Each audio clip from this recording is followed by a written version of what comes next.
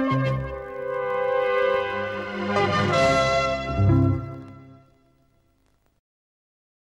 the 22nd of October 1994, the second of the four pillars of heaven managed to make his way to the top of All Japan Pro Wrestling. Toshiaki Kawada, a man who'd already done enough to lay his claim as one of the best tag team wrestlers of all time, who had won the company's Champions Carnival earlier in the year and had competed in a match that people were already describing as the greatest of all time just a few months previously, finally won the Triple Crown in the Nippon Budokan. However, there was a slight sting in the tail.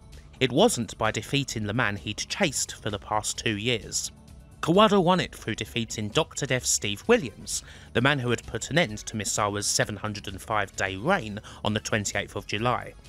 He did it in typical Kawada style, weathering a powerful storm from the ruthless Williams, countering with his signature strikes, and finally polishing Williams off with the gunman Giri to win a title he'd desperately wanted for a long time.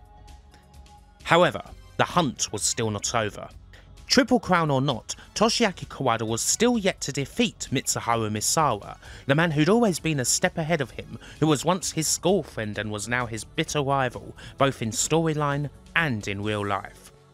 This third part of our look back at the Misawa-Kawada rivalry covers a period from 1995 to 1998, featuring several legendary singles bouts, a particular tag match that's just as important as the bout that happened on June 3rd, 94, and it will culminate in the biggest match of both wrestlers' careers to date in Japan's biggest venue for wrestling. We're eventually going to the Big Egg, but first we're headed to the start of 1995, with Kawada at the top of the company. Toshiaki Kawada was able to see out the rest of 94 with the titles, with one memorable defence coming right at the start of 1995. Kenta Kobashi continued to stake his claim as a singles wrestler on the same level as both Kawada and Misawa, but wasn't yet able to dethrone Kawada to get a title reign of his own. However, Kawada equally wasn't able to overcome the utterly game Kobashi, and the two wrestled to that rarest of things in Kins Road All Japan, a 60-minute time limit draw in a title match, with the two leaving absolutely every last thing in there and contributing yet another classic match to this company's incredible period. A truly amazing match for many reasons, in front of a highly appreciative and emotionally charged crowd in Osaka that occurred just a few days after the horrifying earthquake in Kobe. It would be a battle worthy of an entire video if we weren't covering Misawa against Kawada. As for the Real World Tag League, the Holy Demon Army of Kawada and Taue would also draw with Misawa and Kobashi in the course of the tournament, going all out over 30 minutes, and while Kawada and Taue would get close, ultimately Misawa and Kobashi would repeat their success of 1993, defeating Williams and Johnny Ace in the all-important final match. With Misawa ever so slightly on the back line for a chunk of the early part of 95, Kawada seems set to enjoy a bit of quality time with the Triple Crown. However, he runs into a surprise that people did not expect to happen. But on March 4th, 1995, the 45-year-old Stan the Lariat Hansen defeated Kawada for the Triple Crown in the last tour before the Champions Carnival. It had taken a long time for Kawada to get his first victory over Hansen previously, finally knocking him off for the first time in the 93 Carnival. The two had always had some pretty severe and violent wars, pretty much all of which are worth watching, but it certainly came as a surprise for Hansen to get the victory here over Kawada in 1995. But, well, Hansen wasn't known as the unsinkable battleship for nothing. After over 30 minutes of brutal wrestling with his main arm hanging uselessly at his side, Hansen threw a kin hell lariat to take down Kawada once more. It's Hansen's fourth Triple Crown reign, and the title will be his going into the annual carnival. Kawada's first reign ended suddenly, after 133 days and only one defence, in a match he didn't win. Take note, for this theme will develop further. Before we get to the carnival, there is a little special event that's most certainly worth covering, the Bridge of Dreams in 1995. This one-off event, organised by the Puro magazine Weekly Pro Wrestling, saw just about every major Puro company come together for a special exhibition card in the Tokyo Dome. A trio of fabulous curtain raisers see the best of Joshi go at it. All Japan Women, Japanese Women Pro Wrestling Project, and Ladies Legends Pro Wrestling all take the stage. There's a high-energy junior six-man tag from Michinoku Pro, a hardcore bloodfest from IWA, an Anita Explosions showcase out in the left field from FMW, the best shoot-style representatives from UWFI, Rins and Fujiwara Gumi, an MMA match from Pancrase featuring Minoru Suzuki, and even a spot for the weird antics of Ryuma Go and his self-titled promotion Go Gundam. Naturally, the two main spots belong to All Japan and New Japan, with New Japan's Shinya Hashimoto and Masahiro Chono closing out the card in a somewhat underwhelming bout. But the biggest energy in the Big Egg is most certainly reserved for the semi-main, a typically brilliant six-man tag where the Holy Demon Army and Johnny Ace take on Misawa, Kobashi and Hansen in a fantastic duel that ultimately results in a 30-minute draw. Now of course All Japan puts on six-man tags like this damn near every other week, but not necessarily on this bigger stage. Even if New Japan is traditionally the home promotion of the Tokyo Dome, the only company perhaps that can run the venue all by themselves without having to rely on big-ticket freelancers or join up with other promotions, as the Joshi promotions did for Big Egg Universe, when All Japan won their tag bout at the Bridge of Dreams, it feels like they might just be able to do it as well. The 95 Carnival has a winner that you might well have expected, but it's not necessarily a smooth road to get there. The main drama occurs before the tournament when Steve Williams gets found to be in possession of marijuana at Narita Airport and is sent home, suspended for a year. Quite a big loss, considering that Williams was almost certainly set to go far in the tournament, but things are naturally rejigged pretty sharpish. The main beneficiary of all this is Akira Taue, who goes on a hot run through the tournament, largely running the table, only losing to Stan Hansen, and getting a crucial win over his tag team partner that ties him on points with Mitsuharu Misawa and takes him to the final. Misawa's run through sees him not lose at all, only dropping points through draws with Taue, Hansen, and, of course, Kawada. Mitsuharu Misawa is quite clearly the favourite in this bout, and naturally the odds are not upset, but Taue fights as hard and as vicious as possible, with the result being an epic contest that's probably right up there with the Noah title match against Kenta Kobashi as the very best singles bout of Taue's career. But in the end, Misawa does emerge victorious, and at long last, claims his first Champions Carnival. With this victory, Misawa now has a full set of All Japan honours, and naturally another title shot against Stan Hansen is going to take place pretty soon. The table is being laid, it seems, for a second Misawa reign. By the way, Misawa competed most of the 95 Champions Carnival with a broken orbital bone, suffered in his usual draw with Kawada. An orbital bone is the same injury that led Undertaker to wear a mask in 1995. Misawa finished the rest of the tournament, didn't wear a mask, and didn't even miss a match, just in case you needed any more proof as to just how tough Mitsuharu Misawa actually is. Sure enough, on the 22nd of May 95, Mitsuharu Misawa faced Stan Hansen with the Triple Crown on the line, and Misawa won. There's not a great deal to say about it, as it's exactly what you'd expect to happen. It's Misawa getting a final, decisive win over one of his toughest opponents in what is one of the big man from Borgia, Texas's last big singles matches. While Hansen will continue to be a major threat in the tag division for several years, he'll only fight for the Triple Crown one more time. Mitsuharu Misawa begins his second reign with the belt, and with him on top there is a certain normality. He is, after all, most assuredly the face that runs the place.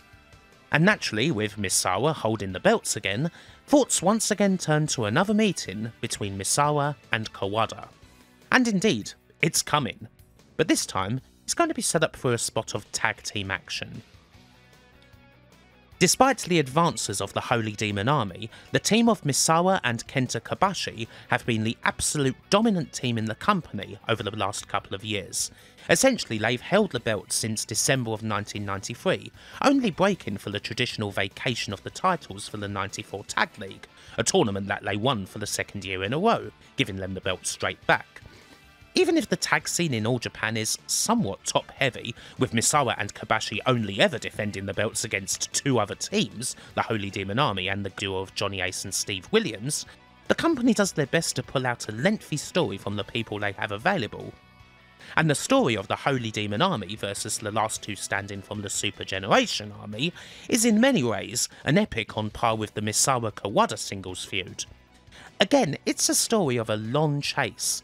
Taue and Kawada defeated Kobashi and Misawa once before, but they've been pursuing them for the past couple of years, and had been getting closer and closer. The start of the year had seen the pair face off in another 60-minute draw, similar to the Kawada and Kobashi title match, and one which saw Kawada firmly get over a simple punch to the face as a lethal weapon. He cold-cocked Misawa mid-match, putting him out of action for 20 minutes and leaving Kobashi to fight the Holy Demon Army on his own, but they still couldn't put Kobashi down. And of course, you add this to Toshiaki Kawada having never pinned his main rival either in singles matches or in tag matches. It all builds up to a major point in this tale, and that comes on June 9th, 1995 where, a little over a year after Misawa and Kawada's epic third encounter, the four pillars come together for another match that instantly makes the shortlist of truly legendary bouts in wrestling history, and is usually thought of as the greatest tag match of all time. June 9th, 95, in the Nippon Budokan, the last match of the year's Super Power Tour, is very much a one-match show. There's not an awful lot going on in the rest of the card, and the semi-main event features Stan Hansen destroying the frankly awful Giant Kamala, not the more famous Kamala played by James Harris, in short order. A younger Rob Van Dam faces off against Dan Crawford in All Japan's forever neglected junior division. Giant Bubba and the rest of the old-timers make an obligatory appearance. It's all very typical. You can certainly pick out issues with the depth of All Japan when you analyse the whole of the card, and we'll talk about the state of the company later on in the video, but with these four wrestlers on top against each other, the show obviously sells out anyway. The crowd is hot, even if this is far from the first time that these teams have faced each other. They are fully enraptured by the lengthy story that's been told, and they've come here tonight expecting to witness a very important beat. You know almost immediately that the Holy Demon Army has bad intentions. Only a minute or so in, Taue takes a warning shot at Kobashi's heavily strapped up leg, eliciting boos from the crowd. Kawada also takes opportunities to kick both Misawa and Kobashi off of the apron, and immediately it becomes clear that there's little the army won't do to finally get this win tonight. The faces weather the storm and start working over Taue, leading to a great moment where Misawa does his suicide dive fake out, ends up rolling all the way back, and blasts Kawada with a vicious elbow. And then naturally, he executes the elbow suicido on Taue, with Kobashi holding him in place. Beautiful, fluid tag wrestling. Taue finally tags out after driving Kobashi to the mat from a second rope dive, and Kawada immediately works over Kobashi's obvious weak point. Vicious strikes to the leg, and lots else besides. The army works Kobashi over with submissions, and whenever Kobashi tries to fight back, they usually once again savage the weak leg with strikes. Again, the crowd boos. There's a lot of healing going on in this match, it has to be said. Misawa soon returns and goes to work with elbows aplenty on Taue. Kawada thinks he's dodged an attempt to knock him off the apron, and relaxes a bit, only for Misawa to hold the ropes on an Irish whip and return the favour after Kawada knocked him off earlier. However, there will be a painful rebuttal in one of the match's most famous spots. Kawada comes back in, casually walks up to Misawa as he's got Taue in a Boston Crab, and kicks him directly in the skull. It works both as a callback to their match earlier in the year, where Kawada took Misawa out of the action with a single strike, and even, if you want to go far back, to the infamous Akira Maeda shoot kick on Riki Choshu from the 1980s. I mean, it's basically the same stroll up and kick. Again, there's a lot of boos. The crowd actually applauds a little when Taue helps Misawa back in without hurting him further, but it's a false dawn. He simply tags out and leaves the wounded Misawa to bedlam. Kawada unleashes, anger upon anger, kick upon kick on Misawa in the corner, even throwing Kyohei Wada aside to continue the onslaught.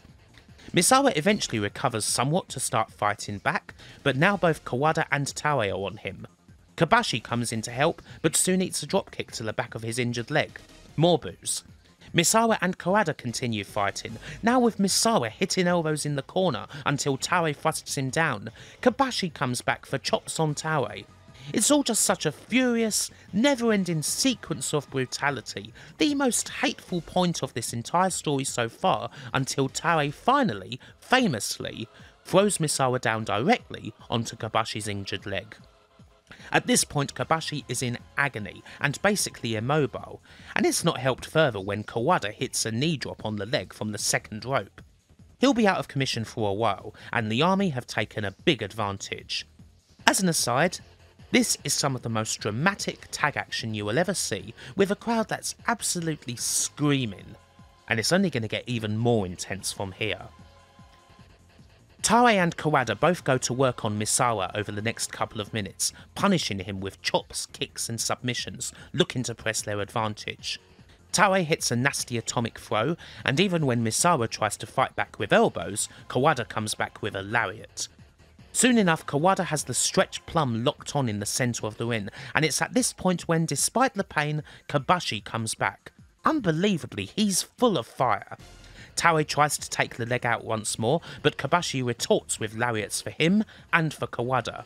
Kobashi gets tagged back in and goes toe-to-toe with both members of the army, winning the battles and ultimately setting the scene for a double tiger driver on Taue. The Super Generation Army continue to press their advantage. Suplexes, another tiger driver, lots of elbows and various near falls, and things seem hopeless for the army when Kobashi locks a sleeper on Kawada, just as Misawa has the face lock on Taue. Kawada manages to power out eventually and gets Misawa to release the hold, finally making a big counter with the dangerous backdrop. At this point, nearly 30 minutes into the bout, both teams are very even. Kobashi and Misawa continue to get the best of the exchanges, even as both teams get dangerously close to empty. Kobashi peppers Kawada with strikes as well as a couple of suplexes, but they're not enough. Even despite the weakness in his legs, Kobashi's been trying for the moonsault all match, only for one of the army to thwart him. Finally, he gets a shot after Kawada gets nailed with a Misawa frog splash. Kobashi hits the moonsault, the crowd firmly expects the 3 count, and Kawada kicks out at 2.9. Kawada somehow manages to hold on through a vicious Misawa release German and the Tiger Suplex, but then Taue comes in to save the day with 2 Nadawa Otoshis on Misawa, one from the top rope. Kobashi tries to prevent the second chokeslam, but a hard running kick to the leg from Kawada seems to bring all the pain back at once, sending him to the floor. An Abisagiri sends Misawa to a waiting Taue on the apron, and here's where the truly decisive moment happens. Misawa desperately holds on for dear life, but an Enzui lariat from Kawada seals the deal, and Taue chokeslams Misawa from the apron to the floor, complete with the loudest "Amanai" you'll ever hear from the commentary. Finally, Misawa has been utterly poleaxed. The Holy Demon Army are fully in the ascendancy, and now is the time. In this final part of the match, the Super Generation Army have just about nothing left. All that Kenta Kobashi can do is crawl and climb over his partner in the vain hope of saving him from more punishment, usually with the result being that he receives more punishment himself. This is the part where things can get a little emotional. Finally, Misawa is rolled back to the ring, only for him to roll back out again. When he's finally back in, he's able to kick out. Kobashi desperately holds on to Misawa's leg, but is soon brushed off, and the Holy Demon Army hits a powerbomb and Nadawa on the Super Generation Army. Still, Misawa kicks out. Kawada tries to stomp the very life out of Misawa. Kobashi attempts to smother Misawa once more, and it's here where the Holy Demon Army have had enough of his interventions. Kobashi is destroyed completely by a dangerous backdrop Nadawa Otoshi combination, and he will take no further part in this match. The execution of Kobashi gives Misawa enough time to try one final flourish, hitting Taue with a roaring elbow, but then he walks straight into a gunman giri. At long last, Kawada seems to have his moment. He plants Misawa with another dangerous backdrop. Somehow, Misawa raises a shoulder. As Taue holds the nearly lifeless body of Kobashi back, Kawada strains to lift the dead weight of Misawa up for a soul powerbomb. for what seems like forever, until at last he gets him up there and plants him down. It's done, at long last. For the first time, Toshiaki Kawada has pinned Mitsuharu Misawa after years of trying in singles and tag matches.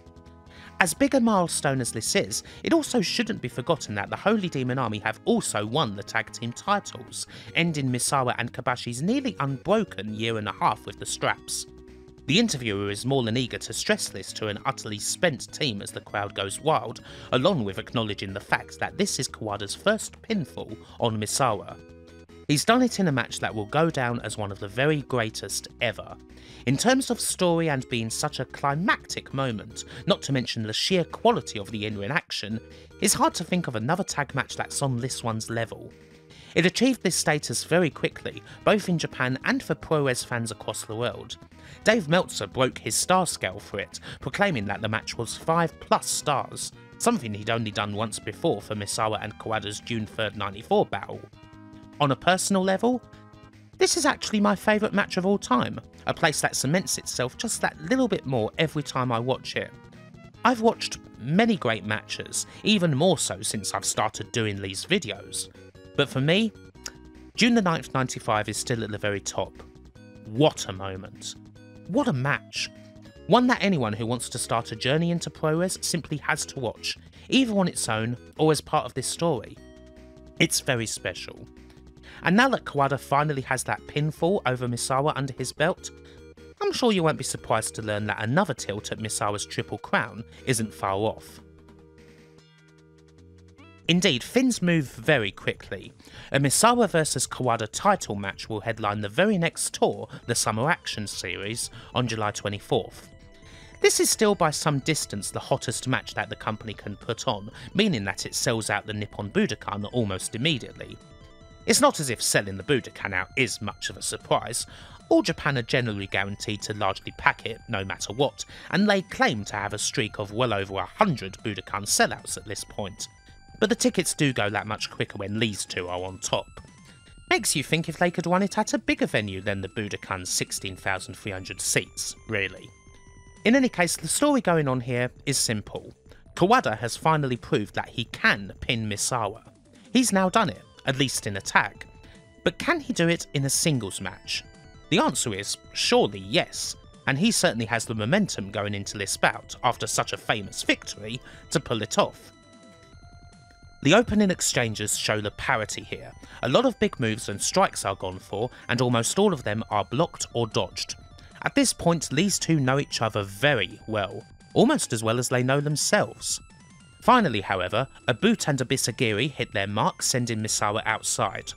Kawada presses the advantage quickly, hitting a powerbomb on the floor, and for the first 5 minutes of this match, Kawada gets basically all the offense, peppering Misawa with gammangiris, vicious kicks in the corner, and a couple of suplexes. It's the most dominant Kawada has ever been at the start of one of these matches, to the point where you wonder if he's in Misawa's head. He simply can't get anything in whatsoever. Is this going to be the night? Misawa, however, finally does get a big hit in with a roaring elbow, and it's a telling one, the sort that'll damn near knock Kawada out, and this starts a lengthy period of Misawa offense. This is a reminder of just how tough the task facing Kawada still is, and just how lethal an equaliser Misawa has in his pocket. Kawada does plenty of damage to Misawa in the first 5 minutes, and yet Misawa levels the playing field with just one well-placed elbow. He's the champion for a reason. Misawa presses further with some vicious neck-wrenching suplexes of his own, not to mention even more elbows. The face lock gets locked in and applied with authority. Even if it's not enough to make Kawada submit, and such a thing would be unthinkable, it's a great way to wear him down. Kawada finally comes back in, even if he has to bend the rules somewhat to do it. There's times when only a stiff punch to the face will do the trick. A big enzui lariat follows, and Kawada wears Misawa down with a choke sleeper, occasionally going a bit too far below the chin for Wada's liking. A dangerous backdrop is soon nailed, and Kawada has his own opportunity to severely wrench in the stretch plum in the centre of the ring. Misawa almost seems to fade away, and Kawada goes for the cover, but Misawa kicks out at 2.9. A Soul Powerbomb follows, but again, Kawada cannot get that third slap off the mat, no matter what. He must be wondering just what on earth he has to do to take down his former senpai once and for all. Kawada lands a Ganmon-giri and follows it up with another vicious release German suplex. It should be noted that there's definitely a fair few more dangerous head and neck drop suplexes in this match than there have been in the previous Misawa-Kawada battles. We get 2 more Soul Powerbombs, and again Misawa continues to roll his shoulder up. Misawa manages to reverse a dangerous backdrop that could have well proved decisive. This gives him enough time to exchange some strikes and recover a little. That's quite necessary as Kawada soon hits the backdrop after a nasty low kick, and it's still not enough. And then, again, well, it's all about the equaliser. A missed Ganmon-giri, a blocked boot, and a vicious elbow strike, followed by several more. Misawa follows up with a nasty release German suplex and a tiger suplex. Kawada barely kicks out. Seriously, all the offence that Kawada has had here, and all of a sudden, it seems as though Misawa's kicked it into another gear, one that Kawada didn't even know he had. A roaring elbow strike is followed by 2 absolutely sickening release tiger suplexes, sending Kawada into complete oblivion. Misawa lets his stricken opponent get up, plants another roaring elbow to send him onto the ropes, then comes off them for the coup de grace, a savage running elbow strike. There's not much grandstanding. Kawada simply slumps to the mat, defeated. The cover, the count, 1, 2, 3. You would have thought that Kawada would have had all the momentum, that this was his best chance so far. And yet, following the end of this match, Kawada appears to be further away than ever. Misawa has found something else, something that allowed him in the end to not just win this match, but to win it in decisive fashion. This is the "you haven't even seen my final form" moment in the story, basically. Did the release of finally getting that one pin make Kawada a little lax going into this bout? Maybe. But for all that he was able to get onto Misawa, so often it took just one hit for Misawa to make things even again. And this despite a great deal of neck damage from all those damned head drop suplexes. Misawa once again prevails, and Kawada will seemingly always be a step behind. Now, from a match quality point of view, this is the first match of the series that doesn't improve on the ones before it. Although that's not a surprise seeing as June 3rd, 94 was their last singles match, and it's still an absolutely fantastic main event encounter, one that absolutely should be seen by every Puro fan. After the highs of June the 9th, this is a low for Kawada, of course, but it means that this story is a long, long way from being over, and that means we've got plenty more great action to look forward to.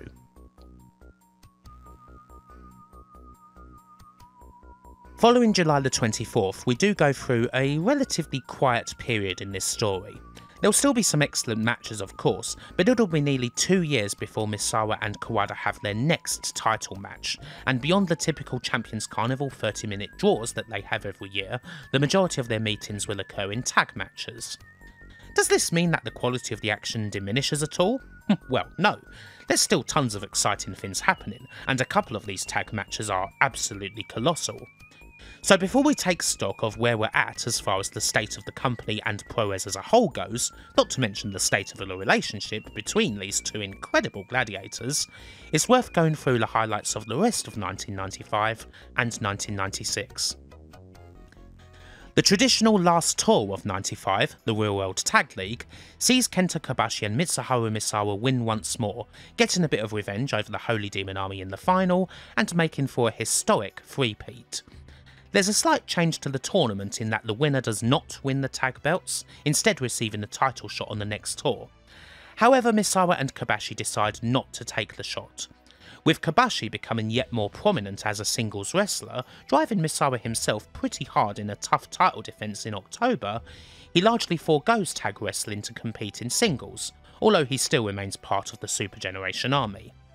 His place as Misawa's regular tag partner will be taken by Jun Akiyama, who cements his place high up the card with a victory over Akira Taue in early 96. His first pin on one of the four pillars is enough for Giant Baba to claim that there is now a Big 5 instead of a Big 4. As for the tag titles, the Holy Demon Army lose them in January to the new hot team on the block, one consisting of Stan Hansen, who needs little introduction, and Gary Albright, the ultra-tough mulleted amateur wrestler who's come in fresh from making waves in the once hot and now ailing UWFI. The Holy Demon Army regains the tag titles back just a month later, and naturally they continue to reach dizzying heights with the Super Generation Army.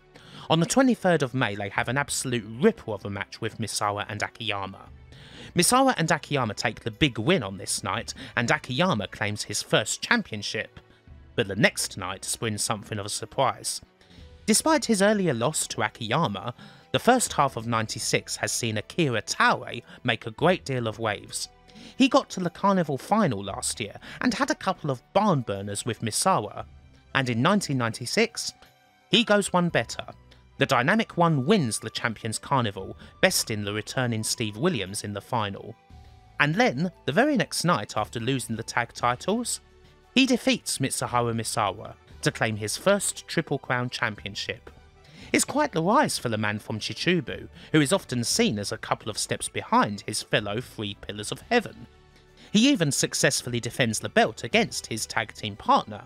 Kawada falls to Taue on June the 7th, before Taue drops the straps to Kenta Kobashi on July 24th in an absolute blinder of a match which is, as it happens, Kobashi's first singles pinfall win against Akira Taue. 1996 is arguably Taue's best in-ring year, one where he's very much on the same level as the rest of the quartet, and with these wins, all four pillars have now held the Triple Crown title. Kobashi held on to the Triple Crown for the rest of 1996, defeating Stan Hansen in the Lariat's final title attempt, and going to another utterly classic 60-minute time limit draw with Kawada, before dropping the belt to Misawa on January 20th, 1997.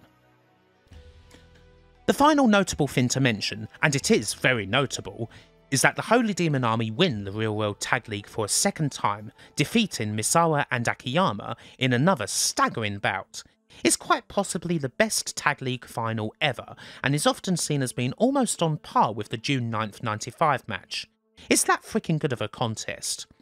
Sure enough, it ends with Kawada proving that June 9th 95 wasn't a fluke occurrence. The two teams leave everything in there, each performing essential roles. Misawa is the ace of course, and Akiyama is his pupil, who takes most of the beating. The Holy Demons are on a more even keel, but they make a great balancing act. While Kawada is always so full of rage, often to a point where he can make errors, Taue is the more measured wrestler, the one who's always there at just the right moment. In the end, when Akiyama gets firmly taken out of commission with a dangerous backdrop, Kawada seals the deal with the folding Soul Powerbomb on Misawa, getting his second pinfall on him in an all-time legend of a match. Again, just what a battle this one is. This brings us just about up to date with the big events in All Japan in time for the next portion of the Misawa-Kawada cycle. So, what's the general state of things when it comes to the company, and in Puro as a whole? Are people sick of watching this group put on incredible matches yet? Generally speaking, the people have not yet tired of these incredible matches, but that does come with some caveats. All Japan is the most traditionalist promotion of them all, and business there basically hasn't changed. Ever. There's a significant market for that, but the market is very much centred in Tokyo. They sell out the Budokan every time, but audiences are decreasing when they go out on tour, with programmes like the Real World Tag League going down in attendance every year outside of Tokyo. A big reason for this is because the house shows are, indeed, very samey. Pretty much no one new comes in, and while the product is obviously good, it is basically the same wrestlers week in, week out. Prelim wrestlers in okay enough matches, a somewhat overlooked juniors match, a light comedy bout featuring Bubba, maybe Suruta, Russia Kimura and the like that, to be fair, is usually one of the most over things every night, some foreign hefties in the semi, and then the big six-man main event where you'll see Misawa, Kawada, Kobashi, Taue and so on. There's certainly things that the company could have done to change this, putting an end to their isolationist policy, bringing more folks in from outside, but these are risks that the Bubbas aren't too willing to take, happy to stick with what works.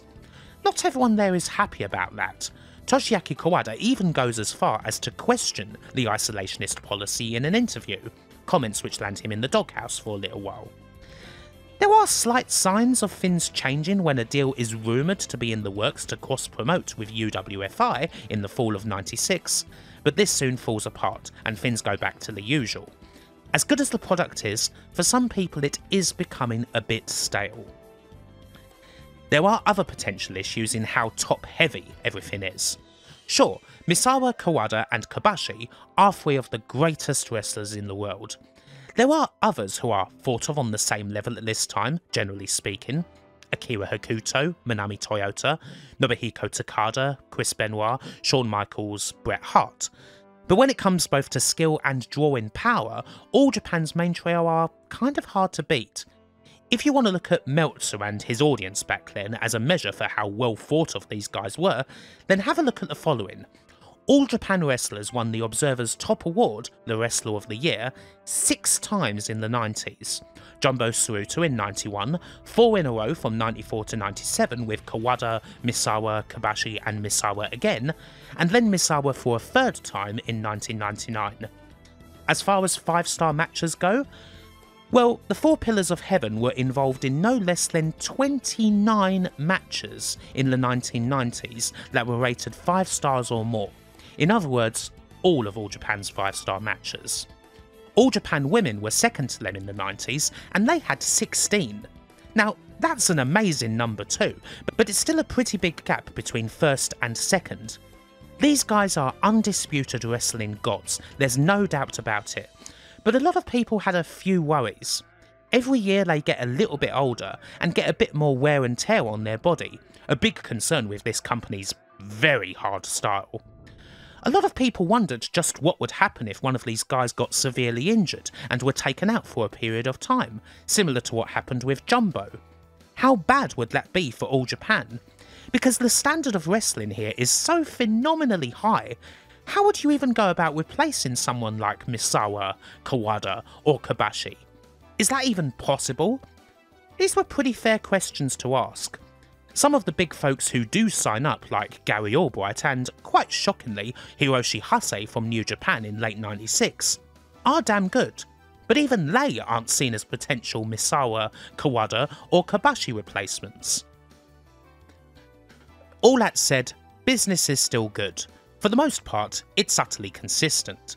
Because of the way things are run in All Japan and the credibility of the name, things like being stuck on an often changing graveyard television slot on Nippon TV doesn't really affect them. They'll still smash Tokyo every single time, and every Budokan show makes pretty much $1 million. This is virtually guaranteed. In other parts of the pro-res market, things are starting to trend downwards. By the middle of the decade, the boom in Puro has come to an end. Things like the brutal recession that defined what they called Japan's lost decade are starting to take effect, and wrestling is not immune. Nobuhiko Takada's UWFI are one of the first and most notable casualties. They go from being one of the hottest promotions around in 1994 to being on the brink of death in 1995. New Japan steps in, resulting in the incredibly hot UWFI vs New Japan Invasion angle, but once that's all over, well, UWFI is essentially finished. Shoot style as a whole suffers the worst, very probably not helped by the rise of mixed martial arts in Japan. When the likes of Pancrase become popular, it effectively kills it. UWFI and Fujiwara Gumi both folded in '96, while Akira Maeda's Rins switched and largely became an MMA promotion. Other promotions start to falter a little, such as the hardcore alternative FMW and IWA Japan, along with Genichiro Tenryu's War. Joshi took a massive hit when All Japan Women's owners, the Matsunaga brothers, filed for bankruptcy in 1997. In the fallout from this, the scene fragments even further as AJW, JWP and LLPW are joined by the introduction of Chigusa Nagayo's Gaia, Aja-Kon's Arceon, Jaguar Yokoto's JD, Kyoko Inoue's Neo, and various others over the next few years. There's a lot of promotions, and they're mostly very high quality, but it does get a bit tough to follow. While the top promotions are still pretty healthy, a lot of the niches of Puro are sagging as the bull market ends. The only big exception to the downturn really is New Japan. Between white-hot inter-promotional angles, a great and diverse roster, the ultra-high quality modern product they put on, as well as being allied with WCW during that company's hottest period, none of this trouble affects them, and business is still booming for Inoki and company. It ought to be stressed that as good as All Japan is, they are number 2 by a very long distance. We are talking WWE versus TNA levels here. One thing that does help the main companies, at least, is a certain mainstream presence, a difference in the way that wrestling is treated, perhaps. Something that, back in the middle of the decade before the NWO and the Attitude Era really started hitting, wasn't that present in American wrestling, where mainstream coverage was usually quite negative. In Japan, wrestling is more of a normalised thing. The results of pro wrestling cards are printed and commented on in the sports pages, right alongside the baseball and sumo. All Japan still enjoys a slot on a national station, even if it is in the dead of night. Wrestlers will be seen very often on various entertainment shows and the like, or sports magazine programmes. When a tabloid-worthy event happens, the gossip pages can't get enough of it. Take for example the whirlwind romance that happened when Akira Hokuto and Kensuke Sasaki met at, of all places, the New Japan WCW show in North Korea and ended up getting married all of a few weeks later. The tabloids were all over it, and they're a popular celebrity couple to this day. The Puro scene does not exactly have its Phil Mushnick to write scathing articles about the horrors of the business, or a Phil Donahue to tut his head at the fakery and steroids on a chat show. It's all quite positive, and supplemented by strong sales for weekly magazines, Weekly Pro Wrestling and Weekly Gone being the main ones. Mind you, even here there's the odd bit of credibility tarring drama. The Weekly Pro Wrestling won Bridge of Dreams Dome show that featured basically every major promotion except War wasn't even given an inch of coverage in the other mags, amusingly, who instead ran attacks on the magazine, accusing them of trying to take over the business they're covering. Hell, the reason why War weren't there is an amusing one. That all went back to Tenryu's hatred of Weekly Pro for running attack articles aimed at his previous promotion, SWS, back in the early 90s. Articles that were paid for by Giant Bubba, in the form of a giant brown envelope full of yen. Even the big old smiling man with the deep voice isn't immune to the dark arts. So yeah, the Puro scene, to us in the West as we became more and more aware of it back in the day thanks to the internet, seemed like this absolute oasis, this dreamland where wrestling is treated with the utmost respect, everyone treats each other with kindness, there's no drama or politics or anything like that. Of course, the truth is different. There's plenty of drama and politics here, and a fair bit of struggle. And there's certainly drama between Misawa and Kawada. The relationship between them has not gotten any better. Kawada still often feels legitimately angry at Misawa for always being the more favoured one. Misawa knows exactly how to push Kawada's buttons. He's full of ribald jokes and is rather easygoing, while Kawada is deadly serious when it comes to wrestling and, well, most things. The two do argue a fair bit, and there were even a few times when those arguments did come to actual blows and the pair had to be pulled apart backstage. These are things that people have only really become aware of in later years. There weren't any reports on backstage fights between the pair at the time, and details have only really creeped out through things like interviews and autobiographies such as the one that Kawada wrote, now that all the participants are either retired or, sadly, no longer with us. So yes, as much as this pair put on an incredible act, a dangerous act where they put their lives in each other's hands and present the art of wrestling at a higher level than it has perhaps ever been, there is a fair bit of real-life ill feeling here, of that you can be sure. And as we head into 1997, we're about to get into another chapter of the feud. In 1997, the general sameness of the All Japan product did gradually start to bite harder, to the point where, after a great deal of persuasion, the Bubbas did start to change their ways, at least a little. We do gradually see a few more outsiders make their way in, at least into the mid-card and the like. It's becoming necessary seeing as audiences are starting to sag a little, even in the company's home turf, and it was getting to the point where running in some cities was becoming unprofitable. There is still a feeling that doing this is against Bubba's better judgment. He's still utterly steadfast about not working with anybody who previously left All Japan, although Bubba is a bit more welcoming towards those who didn't. He even allows Kawada a single opportunity to work outside in late '96, one of the last UWFI-led multi-promotion shows, going against a younger and darker-haired Yoshihiro Takayama, who will soon find himself in All Japan's ranks once the company folds. But when Bubba publicly makes a note that he has no plans to attend the show himself, you can kind of sense that it's not something he fully approves of. As it often does, the gaze falls on Misawa and Kawada to provide a fully exciting main event. Even if this would be their 5th main event singles title bout over the last few years, it's still hardly a tired match. The build up for this next bout, as is often the case, comes in the Champions Carnival, where Kawada, Misawa and Kobashi all end up finishing on the same amount of points, and a special one-night round robin is needed to decide the winner. Kawada and Kobashi go first, and Kawada manages to defeat Kobashi in 20 or so minutes. Misawa then comes in to face Kobashi, perhaps hoping that a more weakened Kobashi will allow him to get a quicker victory, but no, the fiery Kobashi takes him to a 30-minute draw. And so, in the end, a slightly more invigorated Kawada faces an utterly spent Misawa, and the dangerous one seals the deal in 7 minutes with the folding powerbomb, winning his 2nd Champions Carnival. This could technically be classed as Kawada's first singles pinfall over Misawa, although nobody thinks of it that way, and it kind of obviously doesn't count at all. In the storyline, Kawada is still yet to score a really big one against his main rival. But, as ever, winning the Champions Carnival does guarantee a title shot against the champ, which happens to be Misawa, and that will take place on June the 9th, 1997. The Superpower Tour in early summer is often the place for big occurrences in this feud, and so it will prove again. The match starts off with Misawa getting into the ascendancy after an initial strike exchange and absolutely blasting Kawada with some savage elbows, even following it up with a tiger driver on the floor. We're going hard immediately.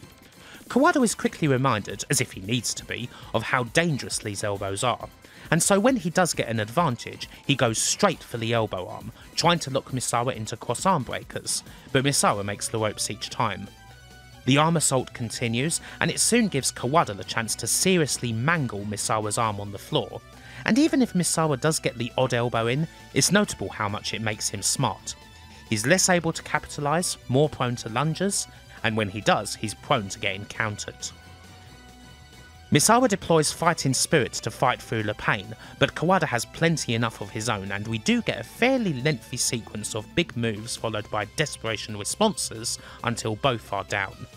Misawa tries for a warring elbow, but it's dodged, Kawada hits a dangerous backdrop, and soon follows it with a powerbomb on the floor. Soon enough though, we're back to the straight up exchanges, and they get quite vicious. Not only are they exchanging elbows, they're also exchanging punches, and even a straight up slap or two. And no, definitely not Inoki fighting spirit ones. The Tiger Driver gets a 2.9, and then, in a callback to the '94 classic, Misawa jumps off the top rope for an elbow attack, but dives face first into a Gamangiri. Kawada is fully in the ascendancy. He follows up with more Gamangiris, a powerbomb, trying to pry Misawa's head off with a stretch plum, a couple of dangerous backdrops, all the big hits. He then hits the dangerous DDT, a brutal sheer drop brainbuster that he's recently started employing. Misawa is poleaxed, and this feels like it could be Kawada's moment. And then he makes what can only be described as a mistake. He gets fixated on submission and opts to lock in a Shinya Hashimoto-esque triangle when you would have thought the best thing would have been to hit the powerbomb and possibly get the free count. The triangle is locked in tight, but Misawa makes the ropes. Missed opportunity? Kawada hits another dangerous backdrop, but Misawa fights through to hit a running elbow before going down. Misawa gets the better of the next climactic strike exchange, and from there we basically go into Suplex City. A couple of tiger suplexes, a bunch of German suplexes, some pretty damn nasty bumps that almost seem to tear Kawada's neck to ribbons. Alas, it appears as though Kawada has lost his opportunity. He tries to rally, coming up once more off a Tiger Driver attempt for some strikes, almost in defiance more than anything. Misawa hits elbows of his own, has a roaring elbow blocked. Kawada throws a desperate punch, Misawa hits the elbow, and then a running elbow when Kawada comes up again. He covers, and the referee counts, but for some reason Wada doesn't count the 3, even though Kawada doesn't get the shoulder up. The crowd thinks it's over when weirdly it isn't, and Misawa seems a bit annoyed. In any case, he lifts Kawada up and hits a German suplex for the 3 count in a finish that I have to assume was botched in some way, likely by the referee. And so, Misawa has prevailed once more. The Triple Crown remains around his waist, and while Kawada had some strong moments in this one, he has again come up short. I have to say, I'm not awfully sure how to feel about this one. There's definitely some great story in this match. I like the attempts by Kawada to get the submission, and I like how it plays into Kawada missing what may well have been his best opportunity to win the match. The red mist gets the better of him, and he tries to make Misawa submit when he really should have gone for the pinfall. And yet, to me, this is probably the weakest of all the main Misawa-Kawada matches, in a lot of ways. Not that it isn't a great match still, it's just not as amazing as some of the others. The botched finish is unfortunate, of course, but there are other things that drag the match down a little too. One thing I do think about this one is that it shows how the Kins Road style has changed over the years, and perhaps not for the better. With the same wrestlers always going at each other and people starting to complain about the predictability of the contests, there have been a few changes to the action. One change was to have more sudden finishes. It did get to the point where a crowd wouldn't really react all that much before a match got to the 20-minute mark, because they knew it wasn't going to finish before then. While that doesn't come into play here, another one was to make the action even more extreme and to go even harder. It's not as if Kins Road style wasn't hard enough already, but the amount of nasty bumps and sick head drop suplexes has increased a great deal. There were way more of them in this match than any other Misawa-Kawada encounter so far, and there was already a bit more than usual in the 1995 match. In hindsight, knowing what's to come in later years, it's not necessarily the easiest thing to watch, and it does slightly diminish the storytelling a bit. In earlier matches, these big moves were most definitely worked towards, and now they seem to just happen from the opening minutes. Again, with all this said, it's not like this isn't a damn good match indeed, but the standards are just pretty freaking high here. If there was one of the Misawa-Kawada title matches that I would choose to skip over, it'd probably be this one. In 1997, All Japan's Forbidden Door did start to creak a fair bit, even if it didn't fully open. The company does gradually start to move away from their usual isolationist and conservative policies. Titles start to change hands a bit more, some new faces come in from outside promotions, and talk starts to bubble up about doing the big one, finally holding a solo All Japan show in the Tokyo Dome. Talk of this is especially strong in 1997, considering that it's the company's 25th anniversary, although it doesn't actually end up happening in this year. As far as talk with other promotions go, there's a lot of word going around about All Japan and FMW talking with each other. Quite a shocker, seeing as Atsushi Onita is FMW's main star, is an ex-All Japan guy, and because of this is someone that Giant Bubba has generally treated as persona non grata. One upshot of this is that the Real World Tag League sees a Dream Junior team join the fray, the FMW's Hayabusa and Michinoku Pro's Jinsei Shinzaki. Hayabusa is one of the most exciting high flyers in all of Puro, while Shinzaki, previously known to WWF audiences as Hakushi, is his frequent tag partner. Speaking of WWF, All Japan also started making overtures to Titan Towers, which perhaps isn't quite as surprising. The companies did have a pretty established working relationship back in the 80s, after all. One of the first outcomes of this is that the new Blackjacks, Kendall Windham and Justin Bradshaw, also compete in 97's Tag League. Not the most exciting team, but it's still people from outside. Sabu and Rob Van Dam also team in All Japan for a bit, at least until they decide to dedicate themselves more to the rising ECW. One name that perhaps shouldn't be forgotten in all of this is Yoshiaki Fujiwara. A forever underappreciated legend and one of the great masters of technical wrestling, Fujiwara wrestled a couple of matches for All Japan as a freelancer at the start of the year, following the folding of his shoot-style group, Fujiwara Gumi. He was one of the first to open the door to All Japan's walled garden, and from there the company started to see quite a few more new faces. There is also a virtual arrival. All Japan makes a deal with Sega, and from this Jim Steele comes in to portray a real-life version of Wolf Hawkfield from Virtua Fighter.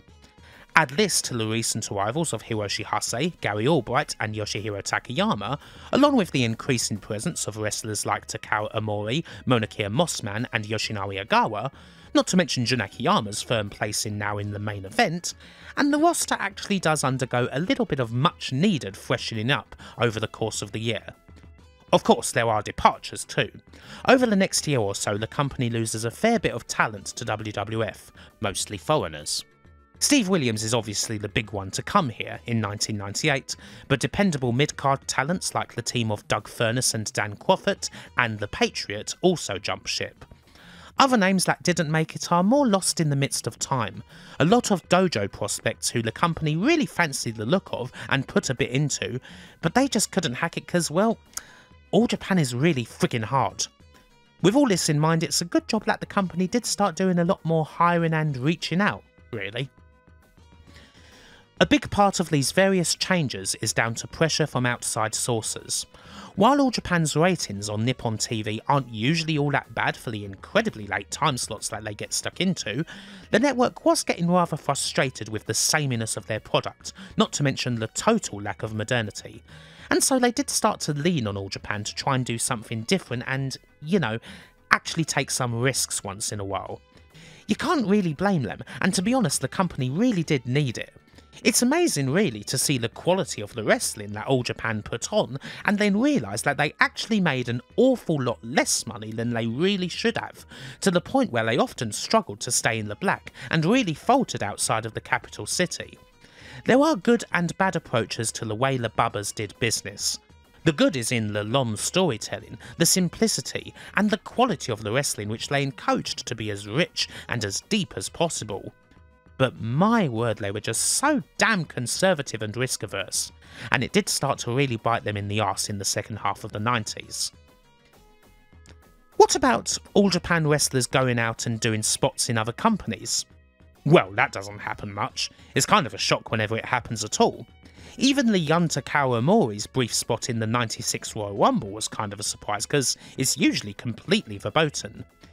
We do get another rare example in 97 when Kenta Kobashi and Hawaiian All Japan born wrestler Monakia Mossman, better known as Taioki later on, team up to defeat Hayabusa and Shinzaki as a prelude to the latter team's participation in the tag league.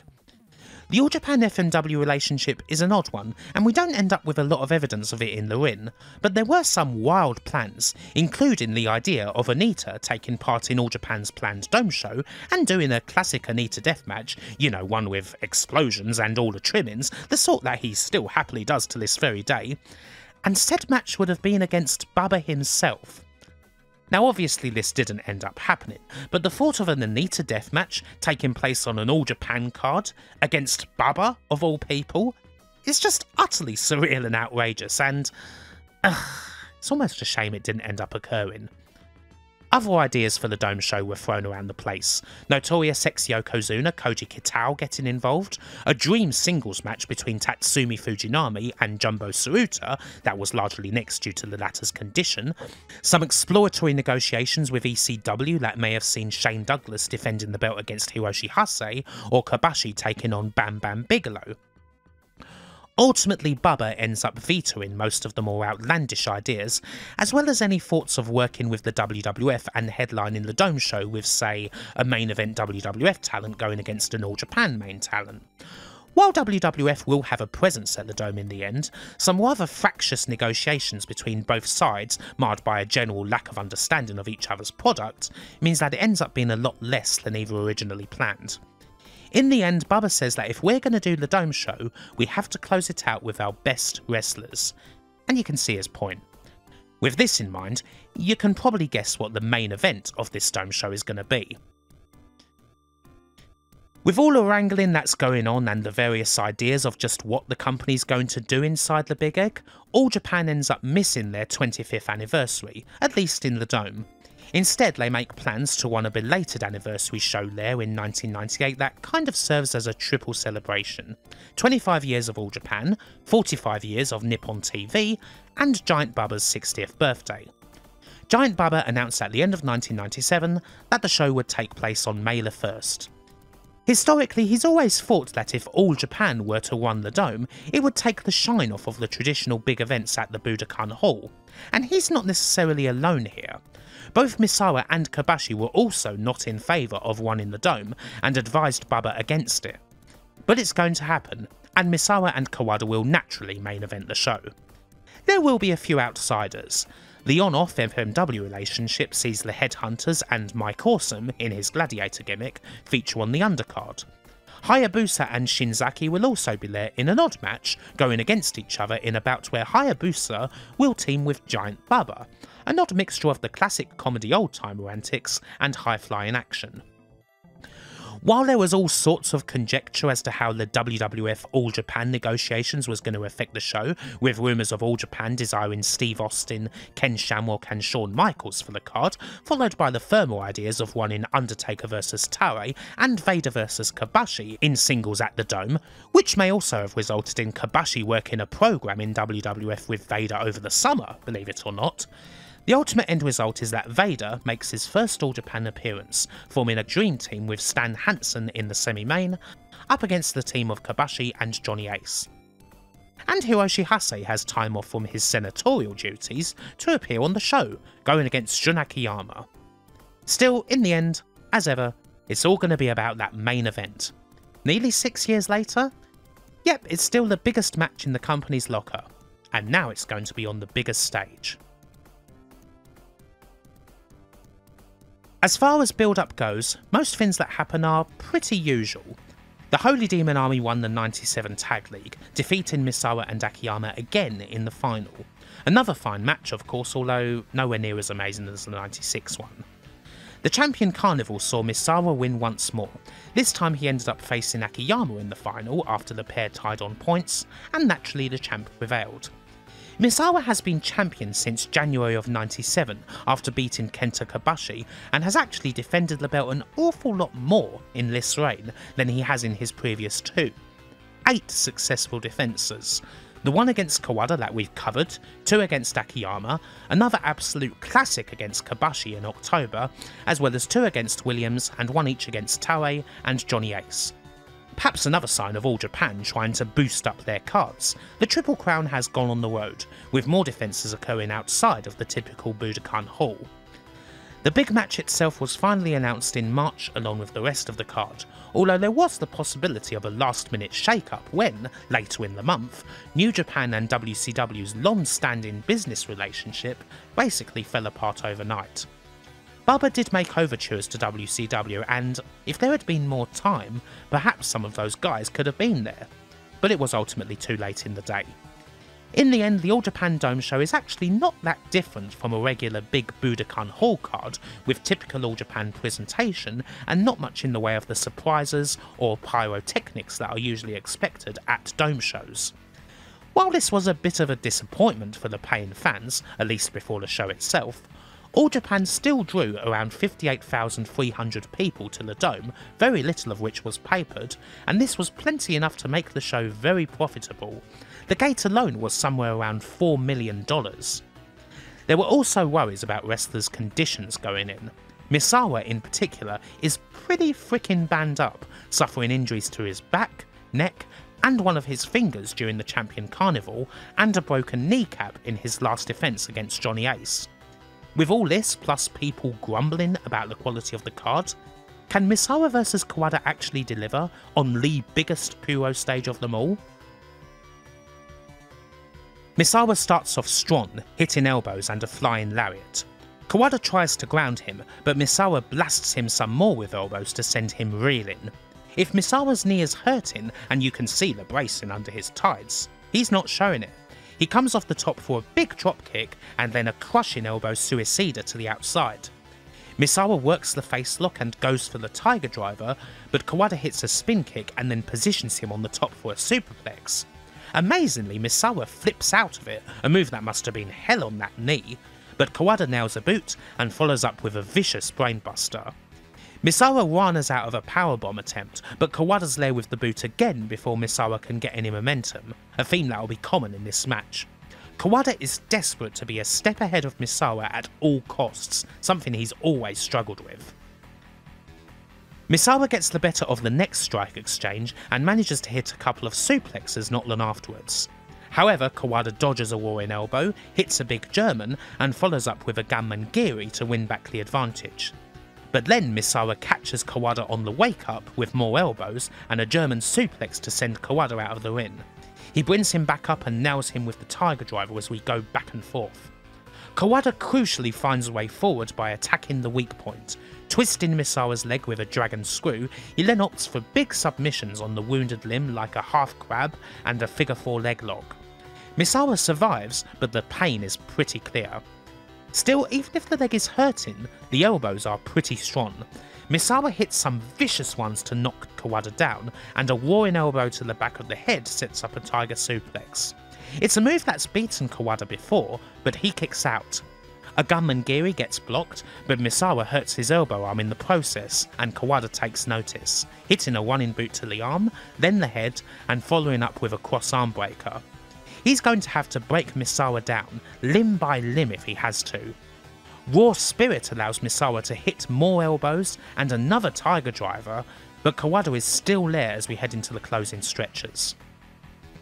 Kawada continues to nail the arm. The damage that he's done is pretty evident on Misawa's face, and this sets up for bigger blows like the Abysagiri and Gunman Giri. Still, Misawa is able to backdrop out of a powerbomb attempt, only to be hit with an Enzui Lariat and a German. We get another German with a sick rotation and another Gunman Giri, but it's still not enough. Is this another moment where Kawada's going to get so close and yet so far? Misawa threatens the comeback, elbows signalling the final exchange that Misawa always seems to get the better of in these matches. Until Kawada cuts it short with another Abysagiri, and then the biggest Gunman Giri yet seems to knock Misawa for a loop. The crowd goes wild, sensing that the moment's finally at hand. Kawada gets Misawa up straight away for the dangerous DDT, but Misawa kicks out. Kawada finally manages to hit the Soul Powerbomb, but Misawa kicks out again. Surely it has to be now. Kawada picks up the nearly dead weight of his great rival, strains and strains to get him up there. But then with one last heave, Misawa's up on Kawada's shoulders. He stays there for a long time, until Kawada sends him crashing down. And at long last...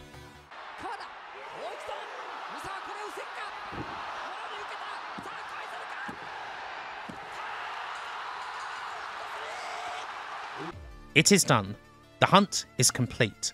Toshiaki Kawada has finally defeated Mitsuharu Misawa in a singles match for the Triple Crown at the 6th time of asking, and he's done it on the biggest stage in Puroresu.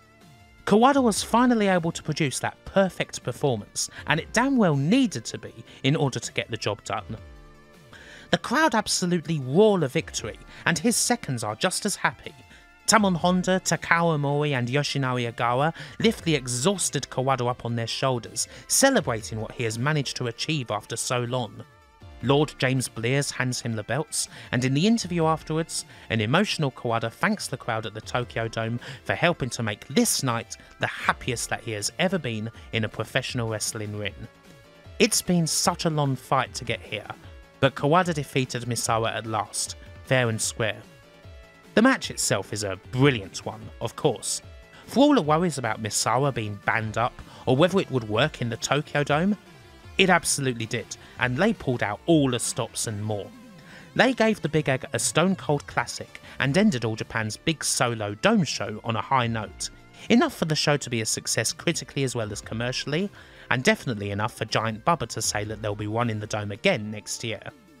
As far as the story goes, it's one hell of a release for Kawada to finally get this big win and big moment, the biggest of his whole career perhaps. It may take a long time for All Japan to get there, but who boy is it worth it when they do. What a superb contest. Of course, even if Kawada has now beaten Misawa, that doesn't mean this story's over at all. The man has a trio of belts to defend. And yes, the pair will cross paths again, both in All Japan Pro Wrestling and beyond All Japan. There's still plenty more here, and it'll all be gone through in the final part of this video series detailing the truly epic story that is Misawa against Kawada. But until then, it's time for Kawada to savour the moment, and to say, as ever, bye for now.